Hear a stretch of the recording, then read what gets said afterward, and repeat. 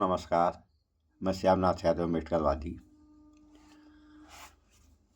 वातावरण इतना दूषित हो गया है, अगर इसका जितना भी गुणगान किया जाए शायद कम ही रहेगा।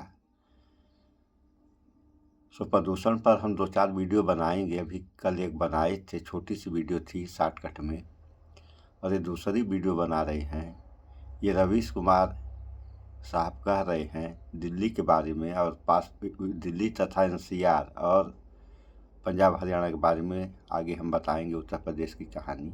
थोड़ा आप लोग इस वीडियो में देख लें, फिर आगे बात हो। नहीं कह रहे, जहां लिख सकते हैं वहां लिख रहे हैं, जहां बोल सकते हैं वहां बोल रहे हैं, लेकिन ये हवा साफ नहीं हो रही है। क्या इसका वाकई कोई समाधान नहीं? 7-8 साल से दिल्ली में जहरीली हवा का घनघोर कवरेज चल रहा है। हर तरह के समाधान पर बात हो चुकी है। अब दो ही बातें हो सकती हैं, या तो समाधान है ही नहीं, या फिर जो समाधान है उसे लागू नहीं किया जा रहा। सबकी आंखों के सामने जहरीला कोहरा सुबह से लेकर शाम तक दिल्ली में पसरा रहता है, लेकिन 89% साक्षरता वाली इस राजधानी में जागरूकता का आलम यह है कि किसी को फर्क नहीं पड़ रहा। 7-8 साल से कोर्ट की फटकार, फव्वारे, सार्वजनिक स्थलों में ऑक्सीजन की मशीन लगाने की नौटंकी हो चुकी। जनता बोर भी हो गई और आराम से इस हवा में सांस लिए जा रही है। स्मॉग गन, कृत्रिम बारिश, ऑड इवन, ईंट के भट्टे बंद करने से लेकर पार्किंग फीस बढ़ा देने जैसे तमाम सुझावों के बारे में आपने सुन लिया, इनका हाल देख लिया।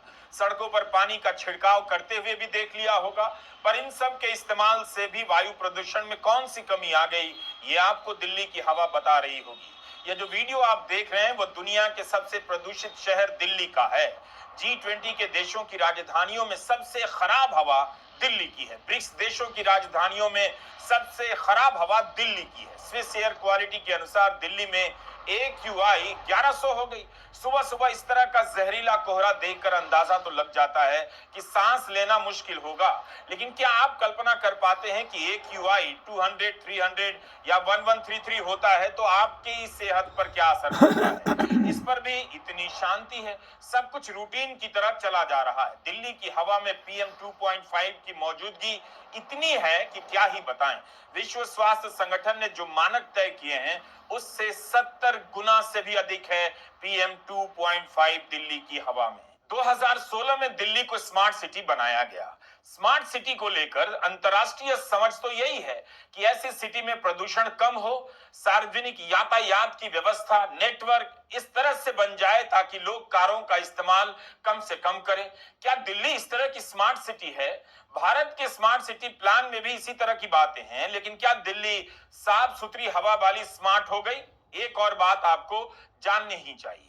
2019 में भारत सरकार ने पूरे देश की हवा को साफ करने के लिए राष्ट्रीय स्वच्छ वायु कार्यक्रम बनाया। नाम देखिए, जिस 5 साल के लक्ष्य के साथ 2019 में NCAP बना वह तो पूरा नहीं हुआ, बस 5 साल पूरा हो गया। उस समय के मंत्री डॉक्टर हर्षवर्धन ने national clean air policy NCAP launch करते हुए कहा कि हमारा उद्देश्य 2017 के मुकाबले 2024 तक PM 2.5 और PM 10 की मात्रा में 20 से 30% की कमी लाने का होगा। आगे चलकर 2026 तक 40% की कमी करने का लक्ष्य दिया गया। 2024 तो आ गया, बल्कि जा रहा है। इस NCAP ने क्या हासिल कर लिया? PM 2.5 कम हुआ या बढ़ गया? स्वच्छ वायु कार्यक्रम लॉन्च करते समय क्या क्या सपने दिखाए गए, लेकिन जो हवा 5 साल बाद 2024 में आपको मिलनी थी, क्या मिल गई? We are starting with a modest target of improving the air quality. सुन लिया आप लोगों ने, ये हाल है तो ये हाल दिल्ली का ही नहीं है। हमारा अनुमान है ये हाल तो पूरे भारत का, भारत ही क्या लगभग पूरी दुनिया का है। फर्क ये है कि कहीं प्रदूषण ज़्यादा होगा और कहीं कम। दिल्ली में ज़्यादा है, जैसा आप लोगों ने अभी रवीश कुमार जी के कहे अनुसार सुन ही लिया कि दिल्ली जो है सबसे दुनिया का सबसे प्रदूषित शहर है। इसी तरह से दोस्तों, कल हम एक वीडियो देख रहे थे द वायर का, उसमें पत्रकार महिला थी और डॉक्टर एक थे और एक महिला और थी जो जवाब देने वाली थी। उनके बारे में हम नहीं बता पा रहे हैं वो डॉक्टर थी या क्या थी। डॉक्टर का कहना था कि प्रदूषण जो है कण के रूप में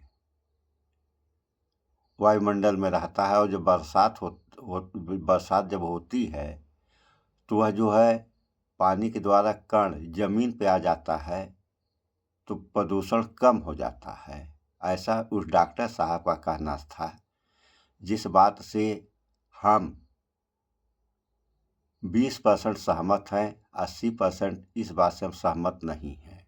क्योंकि हमें भी लोग वैसे तो वैद्य जी कहते हैं, लेकिन हम साफ शब्दों में बता दें, हम हैं वैद्य, लेकिन झोला छाप, जिसे लोग झोला छाप कहते हैं, ऐसे वैद्य हैं। अब आए डॉक्टर की बात पे, तो डॉक्टर की बात से हम पूर्णतः सहमत नहीं हैं। इसलिए सहमत नहीं हैं, जैसे पानी में, हम उदाहरण दे रहे हैं दोस्तों, जैसे पानी में चीनी घोल दिया जाए, उसके बाद अगर कोई चाहे कि हम चीनी अलग कर दें, तो इसकी व्यवस्था है, चीनी अलग हो सकती है, लेकिन उसका अलग होने का तरीका दूसरा है। जब पानी को जलाया जाएगा तब चीनी अलग होगी। और यहाँ बरसात जो है प्रदूषण कण के रूप में है, और बरसात हुआ तो कण जो है ज़मीन पे आ जाते हैं। डॉक्टर साहब का ऐसा कहना था, तो इस बात से कैसे सहमत हुआ जा सकता है। वही उदाहरण हम बता रहे थे कि जैसे पानी में चीनी घोल दिया जाए और पानी में चीनी घुल जाती है, उसी तरीके से वायु में प्रदूषण वायु में ही घुल जाता है। जब वायु में प्रदूषण घुल गया तो बरसात होगी। कण के रूप में हैं, कितने हैं, थोड़ा बहुत हैं, जो है वही नीचे आ जाते हैं, और बाकी जो घुल गए हैं उनका क्या होगा, इस पर आप लोग विचार करें। और ऐसा नहीं है कि प्रदूषण निवारण की व्यवस्था नहीं है। सरकारें तो तमाम प्रकार की योजनाएं चलाती हैं, लेकिन उन योजनाओं का होता क्या है, ये तो आप लोगों के सामने है। केवल योजनाएं चलती हैं कागज़ में, और ज़मीनी हकीकत पे कुछ होने वाला नहीं होता है। और कुछ होता भी हो तो हमारे तो समझ में यही आता है कि केवल पैसों की लूट-पाट होती है, और जनता के हक में पेड़ तो लगाए जाते हैं। मान लीजिए 100 पेड़ लगे, उसमें 2-4 लगे, बाकी सब सूख जाते हैं। न कोई पानी देने वाला है, न कोई देखभाल करने वाला है। ऐसी व्यवस्था सरकारों की चलती है इस देश में। तो इसकी व्यवस्था है, प्रदूषण का निवारण हो सकता है। कब होगा? जब जनता जागरूक होगी और सरकार इस पर विशेष ध्यान देगी। अन्यथा सांस की बीमारियां ही नहीं, प्रदूषण के कारण बस दमा, टीबी ऐसी बीमारियां तो होंगी ही, शेष फेफड़ों से संबंधित तरह तरह की बीमारियां हो सकती हैं। सो इस पर विचार करें आप लोग कि प्रदूषण कैसे खत्म होगा या किया जा सकता है। इसके लिए जनता, सरकार, सबको, पूरे देश और दुनिया को जागरूक होना चाहिए, या होगा तब जाकर के इस पे काबू पाया जा सकता है। अन्यथा यह हमारा मानना है कि एक दिन ऐसा आ जाएगा कि प्रदूषण ही सब कुछ नष्ट करके ख़त्म कर देगा। सो इस वीडियो में इतना ही। स्वच्छता अपनाएं, शुद्ध खाएं, स्वस्थ रहें, शिक्षित बने। जय विज्ञान, जय संविधान। नमस्कार।